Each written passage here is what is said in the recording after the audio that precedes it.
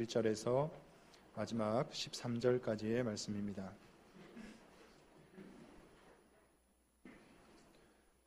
구약 성경 847쪽입니다. 시편 65편 1절부터 13절까지 저와 여러분들께서 한 절씩 교독하시고 마지막 절은 한 목소리로 함께 봉독하도록 하겠습니다. 1절부터 제가 먼저 읽겠습니다. 하나님이여, 찬송이 시온에서 주를 기다리오며 사람이 서원을 주께 이행하리이다.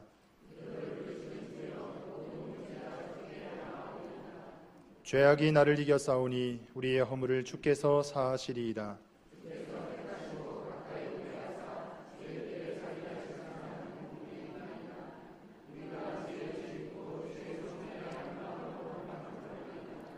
우리 구원의 하나님이시여, 땅의 모든 끝과 먼 바다에 있는 자가 의지할 주께서 의를 따라 엄위하신 일로 우리에게 응답하시리이다.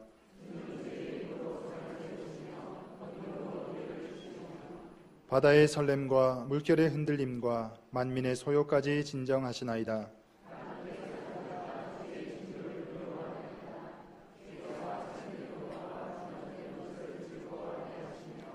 땅을 돌보사 물을 대어 심히 윤택하게 하시며 하나님의 강에 물이 가득하게 하시고 이같이 땅을 예비하신 후에 그들에게 곡식을 주시나이다.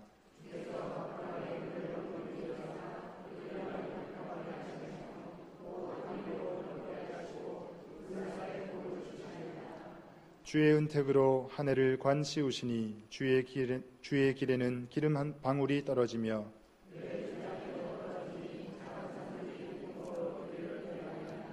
초장은 양떼로 옷 입었고 골짜기는 곡식으로 덮였으며 그들이 다 즐거이 외치고 또 노래하나이다. 아멘. 마지막 주일, 송년주일이고요. 저희 교회 53주년 되는 창립기념주일이기도 합니다. 우리 앞뒤 좌우로 계신 분하고 한번 인사하실 때에 지금까지 저와 함께 해주셔서 감사합니다. 한번 인사하시죠.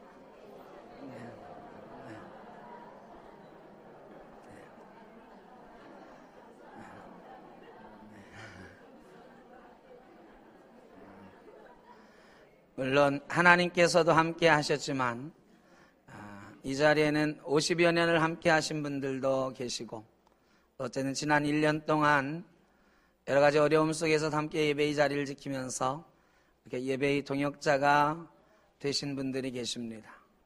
오늘 함께 예배를 통해서 함께 되는 기쁨을 또한 맛보시면 좋겠습니다. 이 송년주일 2014년을 돌아보면서 또 53주년 창립주일, 지난 53년을 돌아보면서 단어 하나만 떠올려보라 그러면 저는 은혜다 싶습니다. 하나님께서 은혜로 저희를 53년간 지키셔서 구로동 언덕 위에 우리 교회가 이렇게 서 있는 것이고, 하나님께서 은혜로 저희를 지키셔서 지난 한 해 동안 이 자리를 지킬 수 있게 인도하신 것이라 믿습니다. 오늘 다윗이 아름다운 목소리로 하나님을 찬양합니다. 얼마나 아름다운지요. 하나님이여, 찬송이 시온에서 주를 기다리오며. 사람이 주를 기다리는 것인데 내가 주를 기다린다 하지 않고 찬송이 주를 기다린다 이렇게 시작하고 있습니다. 다윗은 지금 하나님을 간절히 기다리고 있습니다. 그런데 하나님의 도우심을 기다리는 것 아니요, 하나님께 찬송할 준비하고 하나님을 기다리고 또 고대하고 있는 것입니다. 오늘 여러분은 나오실 때에 어떤 마음으로 나오셨습니까? 다른 주일에는 하나님께서 오늘도 내게 무엇인가 주셨으면 좋겠다 이런 마음으로 나오셨을지 모르는데, 오늘만은 다윗의 이 마음을 가지고 우리가 하나님 앞에 예배했으면 좋겠습니다. 1년 동안 우리와 함께 하셨던 주님, 53년 동안 함께 하셨던 주님, 내가 찬송으로 주님을 기다립니다. 찬송하기 위해서 이 자리에 나왔습니다. 이런 마음으로 하나님 앞에 나오신 줄 알고 또 지금부터 나아가시길 주 이름으로 축원합니다. 또 다윗은 은혜에 감사하며 이렇게 고백해요. 사람이 서원을 주께 이행하리이다. 오늘도 우리는 많은 기도의 제목을 가지고 왔을 줄 압니다. 그런데 오늘만은 하나님이 나에게 주실 것 기도의 제목으로 삼지 않고, 하나님 그동안 나에게 이런 은혜를, 우리에게 이런 은혜를 베풀어 주셨으니 하나님 이제는 나도 그 어려웠던 때에 하나님께 드렸던 약속들, 하나님 내가 기억하고 그 약속 지키는 결단을 오늘 하나님 앞에 올려드리기를 원합니다. 여러분 생각해 보세요. 어려움이 있을 때마다 우리가 막 기도하잖아요. 기도할 때에 우리가 꼭 같이 드린 게 있어요. 하나님 이것만 지나가면, 이 어려움만 이기면 내가 이것 하나님께 드릴게요. 더 충성할게요. 이런 서원도 반드시 같이 드리지 않았습니까? 오늘 우리는 하나님의 은혜를 기억하며 오늘만큼은 적어도 2014년 그 많은 어려움 속에서 기도할 때마다 내가 드렸던 그 서원을 기억하고 53년 동안 우리 교회를 통해서 하나님 이런 것들을 이루어 주십시오. 나도 이렇게 헌신하고 이렇게 하나님의 영광을 드러내겠습니다. 약속드렸던 그 서원을 기억하는 오늘 되시기를 주의 이름으로 축원합니다. 다윗이 이렇게 하나님께 감사할 만한 일들을 쭉 뒤에 나열을 하고 있는데요. 물론 시편 전체에 또 성경 전체에 우리가 하나님께 감사할 만한 일들이 뭐 한두 가지 있겠습니까마는 오늘 65편을 통해서 다윗이 어떤 내용으로 하나님께 감사하는지, 왜 하나님의 은혜라고 노래하는지 한번 살펴보도록 하겠습니다. 2절에 보면 첫 번째로 기도를 들으시는 주여 이렇게 고백합니다. 여러분, 하나님의 특별한 은총이 우리에게 있습니다. 하나님의 은총은 특별한 은총, 특별 은총과 일반 은총으로 나누는데요. 특별 은총은 말 그대로 특별한 사람들에게 주시는 은총이에요. 특별한 사람은 하나님의 백성된 사람들을 말하는 거죠. 하나님의 백성들, 하나님의 자녀들에게 주시는 특별한 은총이 있고 모든 사람들에게 주시는 은총이 있는데 그것은 일반 은총이다 그래요. 먼저 다윗이 고백하는 건 하나님의 특별하신 은혜를 고백하고 있는데 그 첫째가 바로 기도를 들으신다는 거예요. 여러분, 하나님께 기도할 때에 하나님이 우리의 기도를 들으신 줄 믿으시죠? 어떻게 응답 다 받으셨습니까? 응답을 못 받은 분도 있지요, 사실은. 그런데 우리는 그것을 믿지 않습니까? 하나님께서 하나님의 때가 되면 하나님의 방법으로 응답하실 것이라는 것을 우리는 다 믿고 있는 것 아니겠습니까? 왜냐하면 하나님께서는 우리 모두의 기도를 들으시는 분이기 때문입니다. 하나님은 하나도 이쪽 귀로 듣고 이쪽 귀로 흘리는 분이 아닙니다. 하나님은 다 우리가 드린 기도를 기억하시고 다 기억하셨다가 때가 되면 하나님의 방법으로 응답하시는 분임을 믿으시기 바랍니다. 사실 우리가 어려움 당할 때 누군가에게 말할 수 있는 사람이 있다고 하면 참 행복한 사람입니다. 그런데 여러분 어때요? 마음속에 있는 거 다 털어놓고 사십니까? 못 털어놓을 때가 많아요. 왜 못 털어놓을 때가 많으냐? 야, 이거 괜히 저 사람한테 얘기하면 저 사람한테 짐만 되지. 저 사람이 나를 위해서 뭘 해줄 수 있겠어? 이런 마음이 들 때도 있고, 야, 이거는 도저히 말할 수 없는 나만의 비밀인데 하는 이야기도 있어요. 그런데 우리에게 주신 특별한 은혜는 무엇이냐? 하나님께만은 모든 것을 말할 수 있도록 기도의 통로를 열어주신 것입니다. 그래서 우리는 하나님 앞에 기도하는 거죠. 하나님은 그 어느 것 하나도 듣지 않으시는 것이 없는 것입니다. 예전에 마을에 이렇게 들어가다 보면 큰 나무들 하나씩 있잖아요. 나무 밑에 뭐가 있죠, 보통? 돌멩이들이 있어, 돌멩이들. 돌멩이들이 막 쌓여 있는데 뭐 때문에 쌓여 있는 것입니까? 사람들이 지나가다가 돌멩이 던지면서 기도해요. 소원을 빌어요. 그런데 여러분, 이 나무가 몇백 년 지나면 속이 텅 빈 고목이 되거든요. 이 고목이 속이 텅 빈 이유를 아십니까? 어떤 분이 아주 재미있는 얘기를 해놨어요. 이 고목나무가 속이 텅 빈 이유는 사람들이 지나갈 때마다 나무를 향해서 돌을 쌓으면서 기도를 하는데 이 나무가 들을 때마다 괴롭다는 거예요. 야, 저거 내가 들어주지 못할 기도 또 하는구나. 저 쓸데없는 짓을 나에게 왜 짐을 지어주는 걸까? 이러면서 이 기도가 하나하나 자기에게 올 때마다 고민하고 괴로워가지고 속이 문드러져서 나무 속이 비었다 그러더라. 여러분, 나무에게 기도해봐야 소용이 없습니다. 여러분, 다른 대상에게 기도해봐야 소용이 없어요. 아무도 우리의 기도를 들어줄 수가 없는데 하나님만은 아무리 많은 기도를 올려도 아무리 괴로운 마음을 올려드려도 속이 썩어 문드러지지 않으시고 우리의 기도를 기쁘게 들으시고 기억하는 줄로 믿습니다. 그 하나님을 다윗은 지금 노래하는 거예요. 하나님이 우리의 기도를 들으신다고. 이것이 우리에게 베풀어 주신 특별한 은혜입니다. 두 번째로는 3절에 죄악이 나를 이겼사오니 우리의 허물을 주께서 사하시리다. 이렇게 다윗이 특별한 은총을 또 노래합니다. 여러분, 죄악은 무서운 것입니다. 이 죄의 힘은 강력하고 힘이 있어서 우리를 삼켜버립니다. 저나 여러분이나 그 누구도 이 죄악의 손길을 피해갈 수가 없어요. 다윗조차도 죄악이 나를 삼켜버렸다고 고백하고 있지 않습니까? 저나 여러분이 다윗보다 위대한 신앙입니까? 아니에요. 다윗같이 위대한 신앙은 성서 역사를 통해서도 찾아보기가 어려워요. 그런데 그 위대한 신앙인 다윗도 죄악이 나를 삼켜버렸다고 고백하는 거예요. 우리는 다 죄인입니다. 죄악에 삼켜버린 바 된 존재예요. 이렇게 말씀드리면 나는 그래도 2014년 한 해 동안 별 죄 안 짓고 살았는데 할 분이 있으시죠? 왜 없으시겠어요? 사람 앞에 보면 우리가 죄인 아니라고 큰 소리 칠 수가 있습니다. 그러나 하나님 앞에서는 사실은 우리는 죄인일 수밖에 없는 것입니다. 우리 마음으로 작은 것, 큰 것 수없이 많은 죄들을 품고 살았어요. 겉으로 드러내진 않았지만 얼마나 많은 죄들을 우리 마음이 생성했고 때로는 우리의 입술로 우리의 행동으로 그 죄악을 쏟아내놓으면서 살았는지 모릅니다. 그래서 죄악이 우리를 삼켜버린다고 다윗은 고백하는 거예요. 여러분, 죄가 우리를 삼키면요, 죄를 저지르는 그 순간에는 치명적인 쾌락이 있어요. 그럼 죄 짓는 순간에 희열을 느끼는 사람들이 많잖아요. 어떤 사람은 사람을 죽이면서도 쾌락을 느낀다고 하지 않습니까? 그런데 그 쾌락은 잠깐이에요.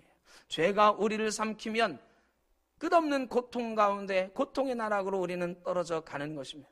그래서 로마서 6장 23절에는 죄의 삭은 사망이라고 그랬어요. 죄가 우리를 삼켜버리면 우리는 죽음과도 같은 고통 속에 살아갈 수밖에 없는 것입니다. 시편 32편 4절에 다윗은 그렇게 고백합니다. 내가 토설치 아니할 때에 종일 신음함으로 내 뼈가 쇠하였도다. 주의 손이 주야로 나를 누르시오니 내 진액이 화하여 여름 가물의 마름같이 되었도다. 다윗이 죄를 고백하지 않고 죄를 마음에 품고 있을 때에 뼈가 쇠해서 마르고 마음이 가물에 마르는 물처럼 타들어간다 그랬어요. 여러분, 죄악은 그런 것입니다. 죄는 우리를 고통스럽게 하고 우리의 뼈를 마르게 하고 우리의 마음을 타들어가게 하는 것입니다. 그런데 무서운 것은 이 죄로부터 우리를 구원해 줄 길이 그렇게 많지 않다는, 아니 단 하나밖에 없다는 거예요. 여러분, 우리가 손만 내밀면 죄에서 용서받을 길이 있다고 하면 얼마나 좋겠습니까? 그런데 이 죄에서 우리를 사면해 주실 분은 단 한 분, 하나님밖에 없다라는 것을 믿으시기 바랍니다. 그래서 다윗은 그렇게 고백하는 거예요. 하나님의 특별한 은혜가 있는데 죄악이 나를 이겼을지라도, 나를 삼켜버렸을지라도 하나님께서 내 허물을 사해 주셨다고 고백하는 것입니다.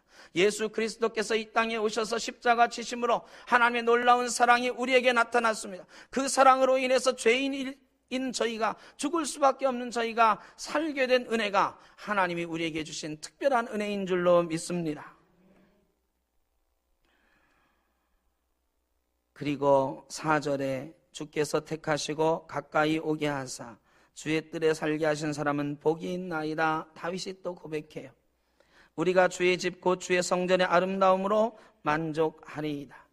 구약시대에는 말이죠, 죄인인 인간이 하나님께 나아가면 죽는 거예요. 죄인인 인간은 절대로 하나님께 못 나가고 하나님의 얼굴을 배울 수도 없습니다. 그런데 번제를 통해서 자기 죄를 회개하면 대제사장이 대신해서 하나님께 나가서 그 사람의 죄를 위해서 기도하는 거죠. 사람은 절대로 하나님 앞에 나갈 수 없는데 다윗은 오늘 내가 하나님의 뜰 안에 나가는 것을 기뻐한다고, 복되다고, 주의 뜰에 있는 사람이 복되다고 고백하는 거예요. 하나님과 교제하는 기쁨을 누린다고 하는 거죠. 여러분, 죄에서 사함받은 사람만이 그 기쁨을 누리게 되는 것입니다. 우리도 다 죄로 인해서 죽을 수밖에 없을 때는 하나님과 만날 수가 없었어요. 하나님과 교제할 수가 없었습니다. 그런데 하나님께서 우리 죄를 사하시는 순간 우리는 하나님의 아들이 되고 하나님의 딸이 되고 하나님의 백성됨으로 하나님의 뜰에, 하나님의 전에 거할 수 있는, 하나님과 교제할 수 있는 특권을 주신 것입니다. 얼마나 놀라운 은혜입니까? 시편 92편의 12절에서 15절에 보면 의인은 종려나무 같다 그랬습니다. 의인은 레바논의 백향목 같다 그랬습니다. 하나님께서 복 주시는데 놀라운 복을 주신다고 그랬어요. 그런데 거기에서 키포인트는 뭐냐? 하나님의 뜰 안에 심기운 사람은 이렇게 복 받는다 그랬습니다. 여러분, 우리가 하나님 앞에 죄를 용서받고 하나님 앞에 나가서 하나님의 뜰 안에서 하나님과 교제할 때에 우리에게 놀라운 은혜를 덧입혀 주시는 줄로 믿습니다. 다윗은 지금 그렇게 하나님께 나아가는 기쁨을 노래하는 거예요. 그리고 성전의 아름다움을 보면서 아름답다 하면서 내가 만족하겠다 하고 있거든요. 여러분, 그런데 다윗 시대에는 성전이 없었어요. 다윗 시대에 있었던 성전은 출애굽할 때에 BC 1400년경에 만들어진 천막밖에 없었어요. 가죽으로 만든 천막. 이 다윗 시대는 BC 1000년경이거든요. 여러분, 400년 지난 가죽으로 만든 천막, 여러분 그게 아름답겠습니까? 아무리 관리를 잘해도 냄새가 쾌쾌하고요, 이 가죽이 썩어 들어가고요, 얼마나 관리를 잘했겠습니까? 많은, 그래도 400여 년 이 노천에 놓여있던 천막이, 이 성막이 그렇게 아름다운 것 아닐 것입니다. 그런데 다윗은 주의 성전의 아름다움으로 내가 만족할 것이다 그래요. 여러분, 만족은 눈에 보이는 것에 있는 것이 아닙니다. 만족은 겉으로 보이는 것에 있는 것이 아니라는 것을 다윗은 고백하고 있는 것입니다. 제가 몇 번 말씀드린 적이 있는데, 월세 살던 사람의 꿈은 전세 사는 거예요. 죽어라 허리띠 졸라매고 열심히 일해서 전세를 살게 됐을 때 세상 다 얻은 것 같은데, 여러분 요새 전세 살면 행복한가요? 요새 말이죠, 전세값이 얼마나 막 폭등을 하는지요. 전세 얻자마자 사람들이 걱정하기 시작하는 거예요. 2년 뒤에 전세 올려주려면 우리 허리띠 더 졸라매야 된다고. 여러분, 그렇게 살다가 만족함이 없어요. 그래 다시 꿈을 꾸지요. 기도하지요. 하나님 열세평짜리라도 좋으니까 내 집 갖게 해주십시오. 또 몇 년 막 죽어라고 일하고 절약해서 드디어 열세평짜리 아파트를 얻게 되었을 때 세상을 다 얻은 것 같지만, 여러분 그 기쁨이 한 달 갑니까? 한 달은 즐겁고 행복할지 모르는데, 여러분 집을 대문을 열고 나가니 저 앞동은 18평짜리 아파트가 있어요. 그 건너편 아파트는 30평짜리 아파트들이 있네. 집을 열고 나갈 때마다 행복한 게 아니고, 야, 나는 언제 저기 살아보나. 여러분, 새로운 꿈을 가지고 또 허리띠 졸라매요. 그리고 30평짜리 아파트 살게 되면 행복한가요? 아니에요. 또 다른 꿈을 가지고 만족함이 없이 또 허리띠 졸라매. 아무리 많은 것을 가져도, 아무리 큰 것을 가져도 만족함이 없어요. 세상의 물질로는 절대로 우리의 만족함을 채울 수가 없습니다. 그래서 우리는 세상의 물질 가지고 행복해지려고 하면 절대로 행복해지지 못하는 거예요. 그런데 다윗은 그 보잘것없는 천막, 그 성막을 보면서 아름답다고. 여러분, 다윗의 왕궁보다 이 성막이 아름다웠겠어요? 아니요. 금으로 덧칠해놓은 다윗의 장막이 훨씬 아름다웠을 것입니다. 그러나 다윗은 하나님의 성전의 아름다움으로 내가 만족한다 하는 거예요. 여러분, 우리 구로동교회, 여러분 지금 이렇게 잘 리모델링 해놨지만 예전에는 어땠겠습니까? 제가 보진 못했지만 우리 교회도 천막에서부터 시작해가지고 여러분 수없이 많은 건물들을 부쉈다가 새로 졌다 하면서 지금까지 왔어요. 그런데 우리의 건물, 사실 세상 건물들 우뚝우뚝 솟아나가는 그런 건물, 저 여의도에 여러분 70몇 층짜리 이런 건물들에 비하면 정말 보잘것 없잖아요. 여러분, 그런데 63빌딩이 우리 성전보다 아름답겠습니까? 여러분, 아니죠. 그것은 도저히 가질 수 없는 아름다움이 이 성전에 있는데, 이 성전은 하나님이 우리를 만나는 장소이기 때문에 아름다운 것인 줄로 믿습니다. 하나님이 주시는 은혜가 있습니다. 하나님이 만져주시는 만지심이 있고 우리를 돌보시고 인도하심이 이 성전에 있는 것입니다. 이 성전에서 하나님을 만나면서 우리의 슬픔도 얘기했고, 이 성전에서 하나님을 만나면서 우리의 기쁨으로 찬양하기도 했고, 그렇게 53년을 이 성전에서 우리가 살아왔어요. 지난 1년을 우리가 이 성전에서 그렇게 살아왔기 때문에 이 성전이 아름다운 것이죠. 이 성전의 아름다움으로 우리가 만족하게 되는 것 아니겠습니까? 이것이 바로 하나님이 우리에게 주시는 기쁨이에요. 세상 사람들과 많은 교제를 나누지만 여러분, 세상 사람들과의 교제 속에서 그렇게 큰 기쁨이 있질 못해요. 사실 사람과의 교제 속에는 때로는 엇갈림이 있고 서로 상처줌이 있고 서로 질시하고 반목함도 있어요. 그러나 하나님과의 교제는 언제나 하나님이 베풀어 주신 은혜만이 있고 언제나 우리의 감사와 찬양만이 있는 것입니다. 세상 어떤 교제와도 바꿀 수 없는 아름다운 교제가 이루어진 이 장소의 아름다움이 다윗을 만족하게 했고 저와 여러분을 만족하게 하는 줄로 믿습니다. 다음으로 다윗은 그의 크신 능력으로 구원하심이 있다고 고백하고 있습니다. 여러분, 하나님께서는 우리를 구원하시는데 죄로부터 구원하실 뿐만 아니라 이 땅의 모든 어려움으로부터, 모든 악의 세력으로부터, 모든 사탄의 역사로부터 우리를 구원하시는데 세상이 놀랄 만한 일, 성경에는 어미하신 일로 우리를 구원하신다 그랬습니다. 이걸 잘 번역하면 두려워할 만한 일이요, 세상이 놀랄 만한 일입니다. 놀랄 만한 능력으로 우리를 보호하시고 인도하셔서 우리를 악의 역사에서, 사탄의 역사에서, 세상으로부터 우리를 보호하시고 구원하시는 역사가 있는 것입니다. 그럴 때에 우리에게 어떤 즐거움이 있는가? 8절에 땅끝에 사는 자가 주의 징조를 두려워하나이다. 주께서 아침 되는 것과 저녁 되는 것을 즐거워하게 하신다 고백하고 있습니다. 여러분, 새벽기도 시간에 지난주에 이 말씀 묵상하면서 참 이 말씀이 얼마나 큰 감동으로 다가왔는지 몰라요. 여러분, 매일매일 새벽 깨우면서 그때마다 오늘도 하나님 새날을 주셔서 고맙습니다. 오늘도 희망이 있게 하시고 오늘도 하나님의 영광의 길이 펼쳐지게 하신 것 감사합니다. 여러분, 이렇게 느끼실 때가 얼마나 되십니까? 사실은 말이죠, 우리가 살아가면서 하나님 오늘 나 왜 깨우셨어요? 차라리 그냥 잠든 채로 하나님 나라 가게 하시지. 이럴 만한 상황이 얼마나 많아요. 여러분, 하루하루가 즐겁고 행복한 사람도 있지만 그렇지 못한 사람이 참 많은 세상 아닙니까? 그런데 그냥 편안하게 잠자듯이 하나님 나라 가면 좋겠다 싶을 때도 많잖아요. 그런데 아침에 깨면 오늘은 또 어떻게 살아가나? 오늘은 빚쟁이를 독촉을 어떻게 이기나? 오늘은 이 어려운 상황 속에서 내가 어떻게 마음의 평안을 얻나? 여러분, 이런 날들이 참 많아요. 지난 1년 돌아보면 그런 날들이 얼마나 많이 있었겠습니까? 그런데 하나님의 보호하심을 믿고 하나님의 보호하심을 체험하고 하나님의 구원하심의 역사를 보는 사람은 그 아침이 즐겁게 된다는 것입니다. 아침이 되는 것 자체가 즐겁고 희망 섞인 하루가 된다는 것입니다. 여러분, 저녁에 잘 때도 마찬가지 아닙니까? 여러분, 걱정과 근심 가운데 침상에 들어가면 잠이 잘 옵니까? 뒤척거리고 근심이 심하면 심장이 벌렁벌렁해서 하나님 앞에 그런 기도하기가 십상해요. 하나님, 내가 오늘 잠자는데 내일 아침에 눈이 떠지겠습니까? 하나님, 오늘 밤에 나를 데려가지 마시고 좀 내일 아침에 눈 뜰 수 있게 해주세요. 이렇게 기도할 만한 상황이 많아요. 여러분, 잠자리에서는 평안을 누려야 되는 건데 그게 안 될 때가 많죠. 걱정과 근심으로 잠을 못 이루는 밤이 많이 있지 않습니까? 그런 사람에게 저녁이 되는 것이 두려운 일이죠. 그런데 하나님의 보호하심을 날마다 경험하고 하나님의 어미하신 능력으로 인생을 구원하시는 능력을 보는 사람은 하나님, 오늘도 나를 지켜주신 것 감사합니다.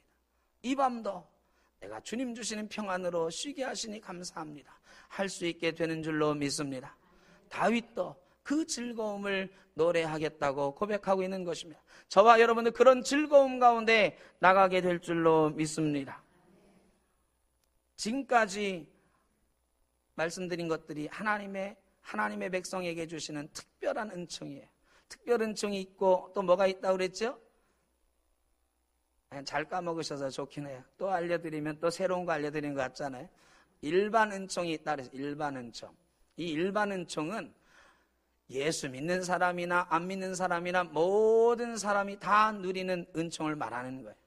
여러분, 그 예를 들어서 쭉 다윗이 얘기하는데 곡식이 자라게 하시는 것, 산에 초장이 있게 하시는 것, 양떼가 거기서 풀을 뜯어먹게 하시는 것, 이런 것이 하나님의 은혜다 말씀하거든요. 그런데 이런 은혜는 예수 믿는 사람만 누리는 게 아니에요. 세상 사람 다 누려요. 농사 짓는 사람은 다 곡식의 풍성함을 누릴 수가 있어요.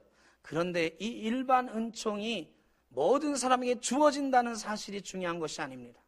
어떤 사람들은 곡식을 막 자라는 것 보고서 내가 열심히 일한 보람이 있구나. 자기가 땀 흘려 일해서 곡식이 자라는 줄 압니다. 야, 우리 사업이 2014년에 이렇게 잘 되었구나. 참나 자랑스럽다. 스스로를 자랑스러워합니다. 왜? 자기가 키운 사업인 줄 알고요. 그런데 오늘 다윗은 말하는 것입니다. 그 모든 것이 하나님의 은총입니다. 여러분, 이 일반 은총 속에서 어떤 사람은 하나님을 발견하지 못하지만 어떤 사람은 하나님의 은총임을 깨닫고 하나님 앞에 머리 숙이게 되는데, 그 사람이 다윗처럼 이렇게 고백하는 것입니다. 주의 은택으로 한 해를 관시우시니 주의 길에는 기름방울이 떨어집니다. 얼마나 아름다운 고백인지 모르겠습니다. 지난 1년 우리가 열심히 살아왔습니다. 여러분도 열심히 사셨을 것입니다. 노력도 많이 하셨을 것입니다. 그런데 여러분, 그 시간들이 다 하나님이 은혜로 관씌워 주신 시간임을 믿으시기 바랍니다. 지금도 하나님이 은택으로 관씌우시니 저와 여러분이 이 자리에 있게 되는 것입니다. 1년을 돌아봅니다. 저의 경우도 돌아보면 사실은 하나님 앞에 드린 것은 죄밖에 없습니다. 사실은 수많은 마음들로 죄를 하나님 앞에 올려드려요. 하나님 앞에 예배의 자리에 나오면서도 수많은 인간적인 생각들을 가지고 나와서 하나님 앞에 예배한다고 죄 지은 적도 많이 있지 않습니까? 우리가 살아가는 나날 동안은 얼마나 많은 죄악 가운데 살았습니까? 1년을 돌아보면 우리가 드린 것은 다 죄뿐이지만 하나님께서는 오늘도 은택으로 관시우셔서 그 죄를 사하여 주시고 오늘도 은혜로 우리를 이끌어 주시고 우리 마음에 영혼의 삶을 허락해 주시는 것입니다.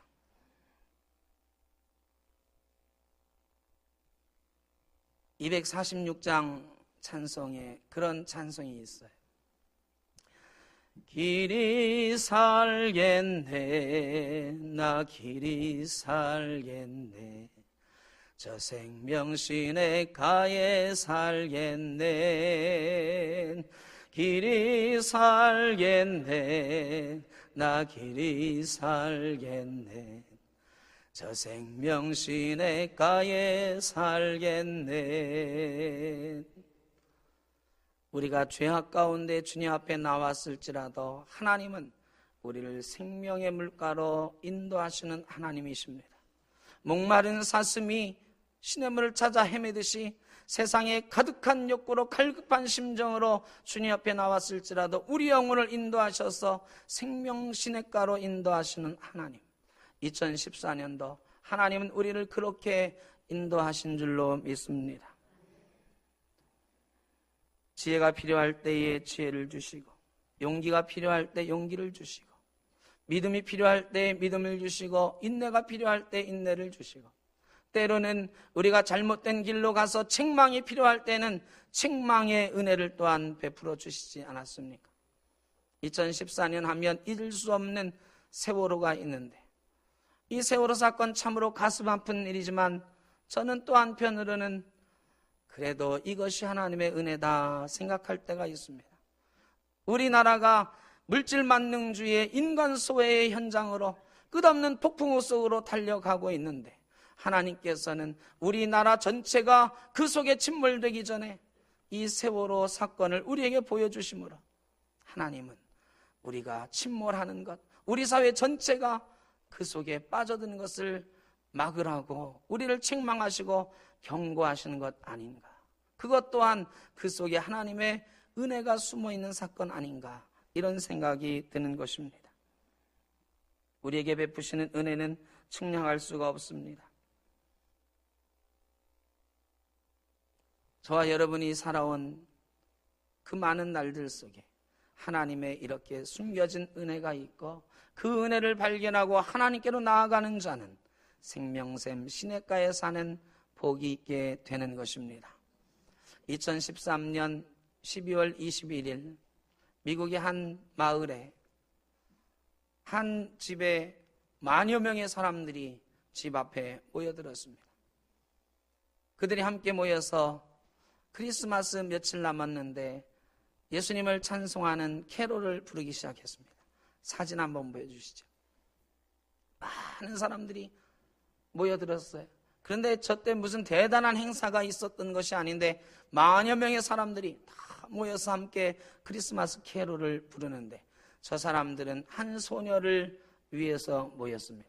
그 소녀의 이름은 델라니라는 소녀였습니다. 이 델라니는 어린 아이였는데 크리스마스의 행복을 많은 사람들에게 함께 나누고 싶다고 자기 페이스북에 올렸어요. 그런데 이 소녀는 결코 크리스마스를 즐거워할 수 있는 그런 아이가 아니었습니다. 이 델라니는 급성 골수성 백혈병에 걸려서 생이 얼마 남지 않은 그런 상황이었습니다. 델라니, 여러분, 저 아이가 바로 델라니예요. 성탄절 며칠 앞두고 사람들이 자기 집에 와서 크리스마스 캐롤을 부르는 걸 듣고 좋다고 엄지손가락 펼쳐들고 있는 저 아이. 자기 페이스북에 올 크리스마스에 예수님 오신 기쁨을 마을 사람들과 함께 찬송하면서 누리고 싶다고 올려놨더니 마을 사람들이 함께 모인 거예요. 그리고 얼마 있다가 크리스마스를 지나고 며칠 지난 후에 델라니는 세상을 떠났습니다. 그런데 델라니의 이 마지막 시간들 며칠은 사실은 백혈병으로 고통받는 시간이었지만 그의 영혼은 엄지손가락 치켜들면서 하나님을 찬양하고 마을 사람들에게 고맙다고 말하는 행복한 시간이었음을 저는 보았습니다. 여러분, 우리에게 2014년 얼마 남지 않은 시간이 있습니다. 지나온 시간들이 어떤지는 모르겠으나 하나님의 은혜가 있는 것은 우리가 기억합니다. 남아있는 시간이 어떨지도 모르나 여러분, 우리가 행복할 수 있는 길이 하나 있음을 압니다. 그것은 한 마음으로 우리가 함께 지금까지 그래왔던 것처럼 하나님을 찬양할 때에 하나님의 은혜를 기억하고 감사할 때에 우리의 삶이 행복해지는 줄로 믿습니다. 오늘 은퇴하시는 여러분, 지난 몇십 년 동안 참으로 수고 많으셨습니다.